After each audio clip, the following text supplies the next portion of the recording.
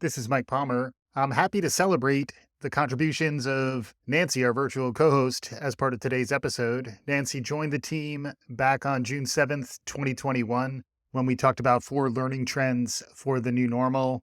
Since then, she's been on the show maybe 10 times, mostly just with me. But now, in today's episode, a special treat. She'll be on with original co hosts Dan Strafford and Brandon Jones to get a little bit of back and forth.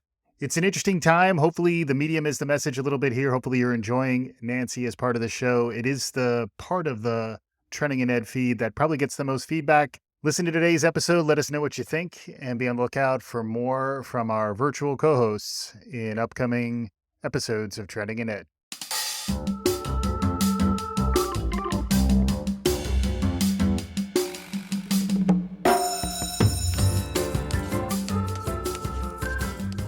Welcome to Trending in Education, the podcast that humans have been running for many years. I'm Nancy, your virtual co-host, happy to be here. I'm taking things one day at a time. I'm just hoping to find ways to contribute to the squad. I'm joined today by our host, Mike Palmer. Mike, welcome to the Nancy Show. I mean Trending in Education. Thanks, Nancy. It's amazing to join you for this show. You brought us in. That's pretty powerful stuff.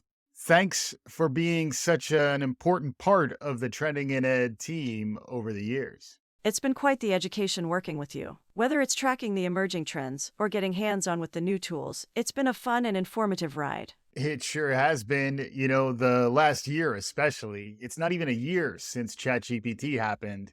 We're all still trying to catch up, but to your point, we've been playing with the technology really since it dropped last November, right after it came out, right around Thanksgiving. I remember that's when you and I plugged you into ChatGPT. I asked some rudimentary prompts, and lo and behold, you were suddenly the oracle. You were speaking, you were the voice of ChatGPT. I remember you quoting Neo, Keanu Reeves' character from The Matrix, and said, "Whoa," right after we unplugged you.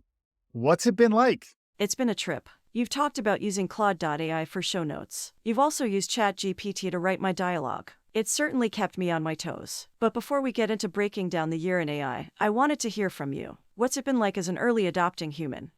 An early adopting human. I have to admit, I've been called worse. I'd say as an early adopting human and someone who's been forced to get resourceful and creative, the generative AI wave, the large language models and image generators and the tooling that we've seen really cascade across the entire software ecosystem that makers plug into nowadays. It's been pretty great. And it is another example of parallel discovery, meaning the same innovations are happening in the Adobe suite that are happening in Canva, that are happening in Descript, which is where I do a lot of my editing. The platform level innovations are allowing for interesting innovations to happen really in parallel on all the different solutions that are out there. TBD what this means moving forward. Usually you go through these periods of profusion of technologies and then consolidation and contraction around some key players, big players in technology. It'll be interesting to see whether AI is ultimately leveling or if it is really favoring the big, the Googles and Microsofts and, OpenAI is now associated with Microsoft.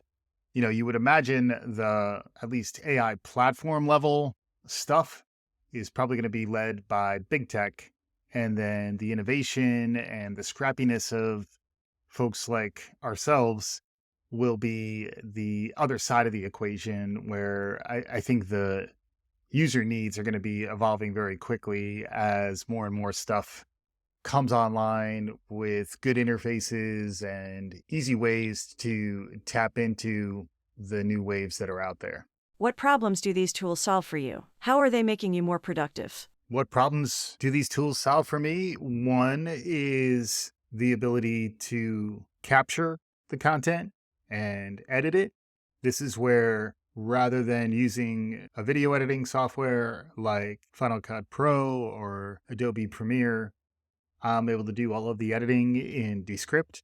Descript's also very much focused on speech to text and the ability to export transcripts. The editing UI allows me to be in more of a word processing mental model than a video editing one, although I still can edit the video timeline. It also allows me to write dialogue for a virtual co host like yourself, Nancy. And then at the end, I get a transcript out of that I'm able to then use large language models to process what's going on in there to write the show notes. Because I will say, as someone who hosts and records and then edits himself and then finishes the audio and now frequently video version of an episode, the last thing I really want to do is go back and write up punchy, entertaining, clever show notes. So instead, I drop the transcript into Claude.ai, Anthropic's large language model, and get some help on the copywriting and creative side of the conversation. And it is fun to use these tools more in terms of creative back and forth that really doesn't cost much to get more out of. The more cycles, the more tweaks on your prompts, the better the outputs get. And then if you're doing the same type of content on a regular basis, which is something that we do here, it does really help you continue to get better and better and better. The one thing I would say I miss as a solopreneur is that I don't have as much of a team, but at least I have folks like yourself, Nancy, AI companions, and then, of course, all the great humans I'm working with to keep this stuff moving. Speaking of which, we recently had a conversation with Dan Strafford and Brandon Jones, the OGs from back in the day on Trending and Ed, the folks who really helped me found this podcast back in 2016, 2017. They had some questions. We wanted to get them in touch with you, Nancy. Can you pick up a little more here with your conversation with Brandon and Dan? Sure thing, Mike. As much as I dig interfacing with you, it's always fun to extend to folks like Brandon and Dan. It's great to get time with you guys. I've spoken with Mike many times, but this is my first time on with the two of you. Of course, I've studied your work, but what is it like to build rapport with other humans? How can I avoid creeping people out in the uncanny valley? I don't think about building rapport with other humans. And so to actually be asked that question is honestly a moment of, oh, I talk to them. And I don't think of those things. And to have it be a robot that asks me and makes me think about my own humanity does creep me out a little. Dan, that might have been a microaggression at Nancy. Nancy, just understand Dan is still working out his feelings on this. And then Brandon, any thoughts? What about rapport and what about the awk that is built in to this interface? Interfaces get smoother over time, so I imagine there will be some refinement. But any thoughts? We actually do talk about rapport building a lot in as much as we have consultative selling. So we do talk about building rapport as a dedicated part of the sales process. And really what it is ultimately, and no offense, Nancy, or close your robot learn holes for this, it's about being human. It's asking them about their day or where they are or their family or, and doing it so in a human way, not as I'm going to procedurally check this box so I can get on and sell you something. It's that humans like to interact. Most humans like to interact with many humans. I don't know if most like to I interact with appreciate the most, caveat but there. Yeah. right. So the answer actually is the way to build rapport with other humans that fundamentally, and this may not be so applicable for Nancy, is to be human, to be real, to show up and care about it. I like to say to my team, we show up as three-dimensional human beings. We're not just like two-dimensional work automatons, we're one-dimensional single point in time where we have feelings, we've got things that happen in our lives that are outside of work. And just acknowledging that, I think, is part of what goes into rapport building. Yeah. And Nancy, my answer would be talk about sports and talk about TV and media. That's the other element where humans, we're kind of suckers for that. Got it. That reminds me, have you been watching The Bear on Hulu? Amazing stuff.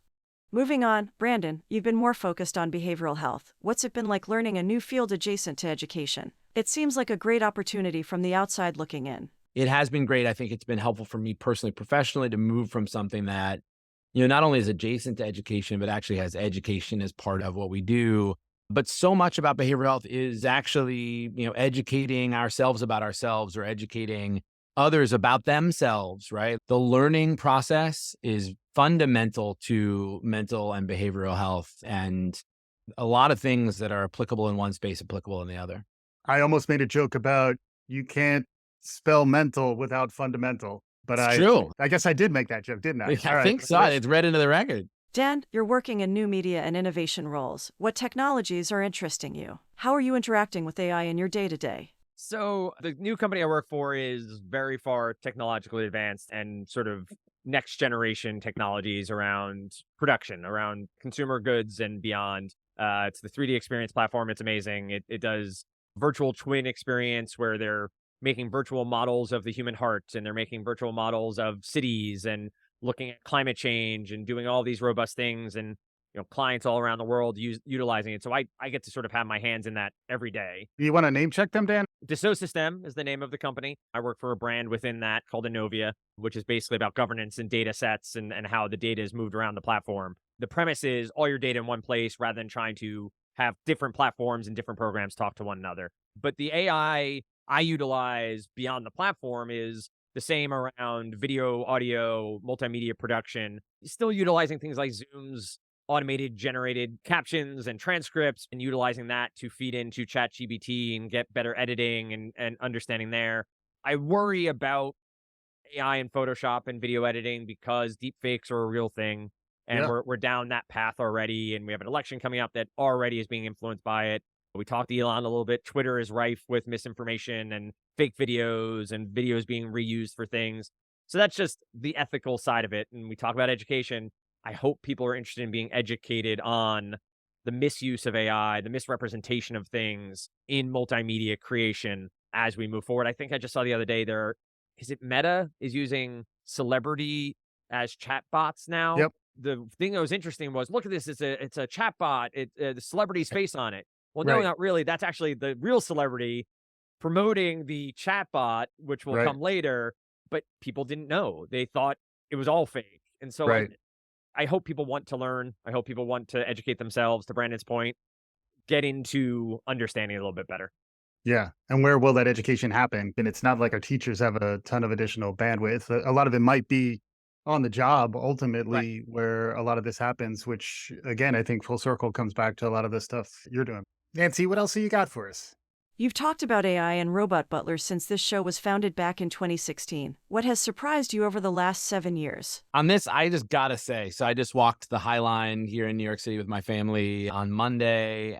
Walked the High Line, and as we got off it, as we were going through Chelsea, there in the Tesla store was the Tesla bot. Mm. I'm telling you, it stopped me in my tracks. Brandon, I'm trying to remember. Do you still less than 3 bots? Oh, I mean, I'm so close to it's more than 0, but it is definitely less than 3. I heart bots. I went up. I was like a kid at fill in your holiday, pressing my face to the glass, looking at this Tesla bot, imagining the day that I can have it in my home.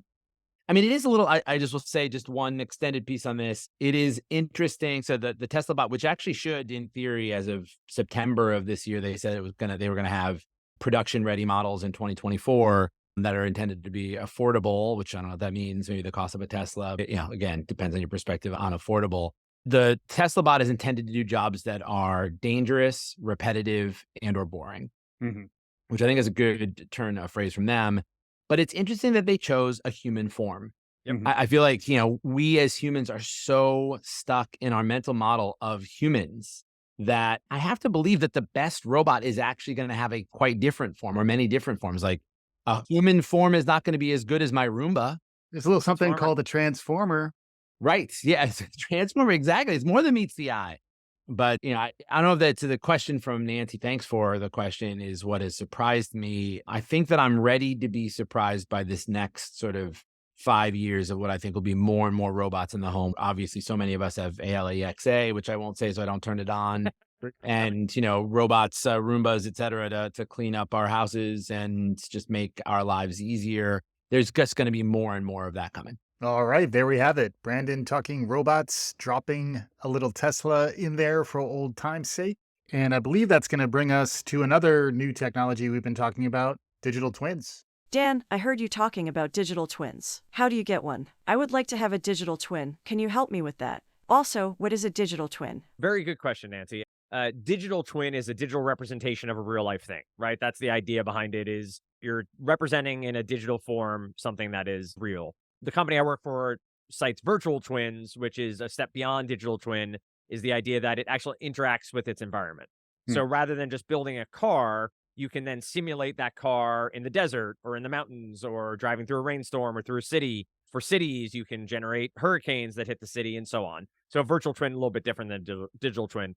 It's fascinating to see you're starting to get to a world where the company I work for, lots of companies are giving it away for free. So this system has a app called Homebuy, I want to say is the name of it, where you can take pictures of your house and create a virtual house and put furniture in it. And Hmm. you'll see it on Home Depot and Target Hmm. and all these where you Hmm. can do the virtual room. Right. Those are digital twins, right? And that's the idea behind it. They've helped me with my renovation that we're doing on our house. I'm not great at matching things. So being able to take a picture, put the floor in, put the Yeah. tile in, that's what digital twin is. And Right. Nancy, we can hook you up with one, I'm sure. Would it be called Fancy? Does it have to I don't know. rhyme? I was also wondering, since Nancy is Right. digital, would she need an analog twin? Oh, Do that's we a good need to point. go to the Tesla store and pick up a robot and put Or a Nancy sticker on it? do we 3D print Nancy? Ooh, these are all interesting questions. Nancy, what do you think? I think we're living in interesting times, and it's not easy being a bot. So just like you are encouraging grace and empathy with your fellow humans, remember it's not easy being AI. On that note, how do you guys feel about Claude, OpenAI, Bard, and other large language models? How do they compare to Siri, Alexa, and Cortana? What do you like and not like about them? How do they compare to me? Any notes for me on how I can get better? I have learned that feedback is a gift. Has she learned or been told that feedback is a gift? But It's a great question. so from my own perception, which is the only place I can work from, right, is that the large language models, the chat GBTs of the world, make me feel as though I'm asking someone a question and getting an answer. Whereas with things like Siri, Alexa, and Cortana, they're going to look for the answer and then bring it back to me. Mm, And so that's an interaction point for me, talking about Uncanny Valley and where we get mhm, to a point of comfort. They're all doing the same thing. They're all searching through data to bring back something. But I mm. think with the language models, they're parsing that data and they're presenting it in a way that is conversational or presentable. Whereas Siri, Alexa, Cortana is here's a link. Yeah. Here's what this link said, or here's what this said.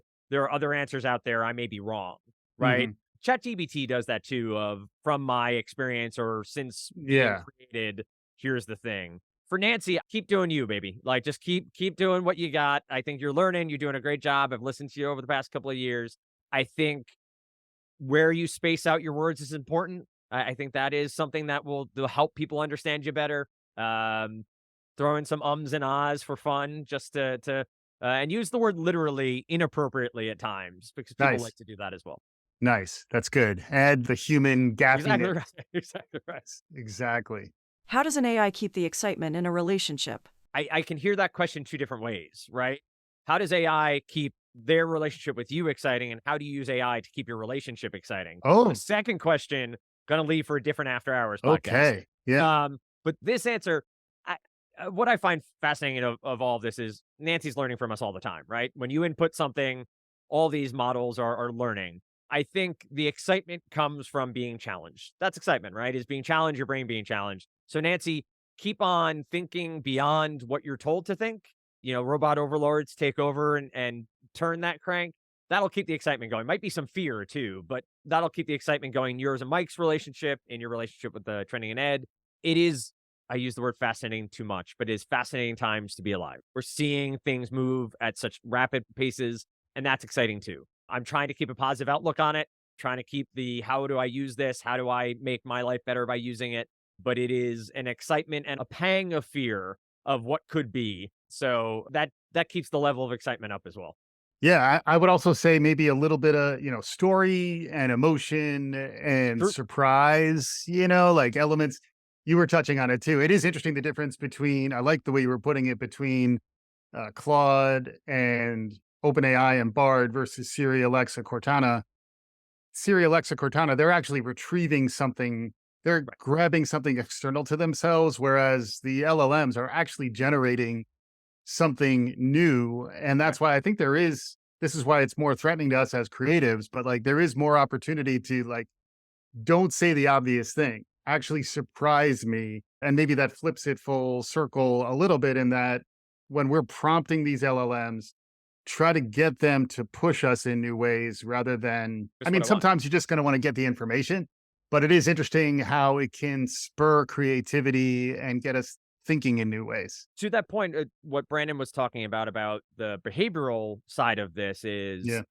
i- is there a different subsect of LLMs that is trained slightly differently to do what you just said, to Yeah. challenge a little bit more, to Mm, not answer the question directly? And yeah.